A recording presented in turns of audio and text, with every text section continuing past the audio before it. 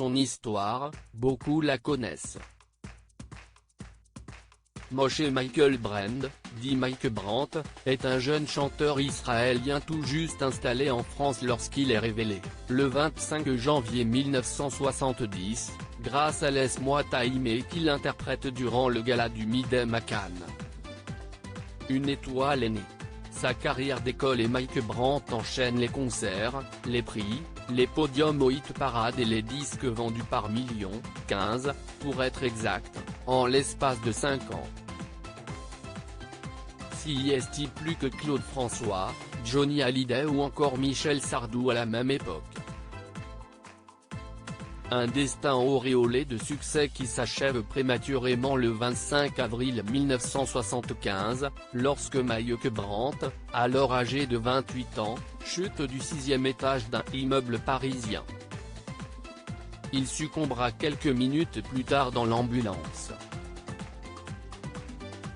Si son talent électrique et son physique avantageux ont participé à son succès, sa mort précipitée et, encore aujourd'hui, teintée de mystère, ont propulsé Mike Brandt au rang de légende.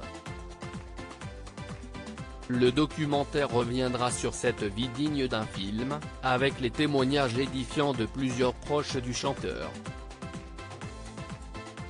Parmi eux, Nicoletta, Sheila, Philippe Laville, Stone, Jean-Jacques Debout, mais aussi le frère de Dalida, Orlando. Ses anciens collaborateurs seront également de la partie à l'instar de son directeur artistique, Jean Renard, de ses managers Jean et Hubert Baumann ou encore de son garde du corps, Alain Banon.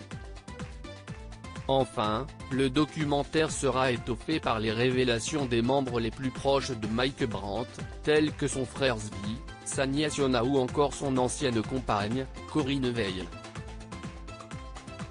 Mike Brandt, l'idolé des femmes, le chanteur avait su trouver les faveurs des Français, et plus particulièrement des Françaises, qui ne cachaient pas leur admiration pour l'artiste. En 1972, lors d'une interview avec Philippe Bouvard, Mike Brandt avait d'ailleurs révélé avoir déjà retrouvé des admiratrices installées dans son lit. « Qu'est-ce ce que vous avez fait ?» lui avait alors demandé le journaliste.